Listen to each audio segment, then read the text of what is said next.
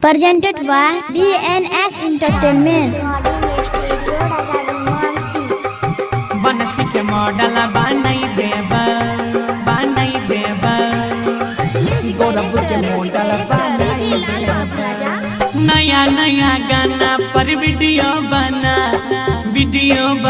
के गे हमारा देखा नया नया गाना पर वीडियो बना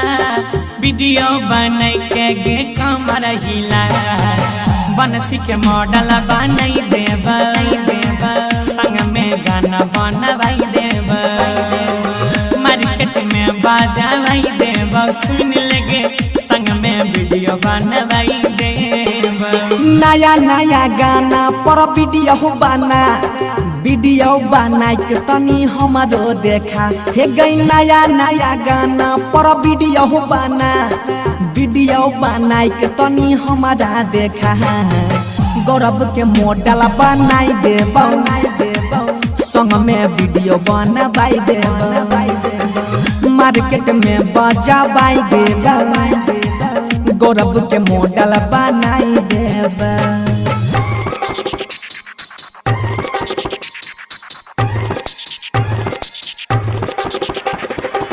बनसी के मॉडल बनाई देबा गौरव के मॉडल बनाई देबा यादों पीछू लागल रहता के मारा भूख रहता हो साटा गे बनसी घर में सटल रहबे डार्लिंग भूख रहता साटा गे स्टेज पर जाए के गर्दा रही है पूरे मिथिला में नाम कमाई है सुपर छौसीन उठा लाल लगा बीट बीट देखे कमर हिला बनसी के मॉडल बनाई देबा संग में वीडियो बनवाई देबा गौरव के मॉडल बनाई देबा संग में वीडियो बनवाई देबोगे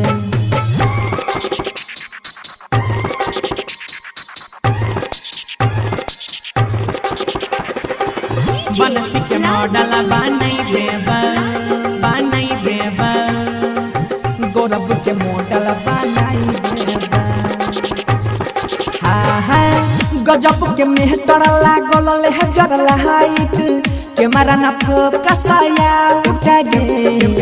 कैमरा ना फोकसाया सुनिले मिलियन में जाए लगता व्यू पब्लिक नहीं करता डाउट गे छौड़ा सब संग में फोटो खिंचाइता व्हाट्सएप पर स्टेटस लगाइता अरुण मनीष से बात चला नया एल्बम के पता लगा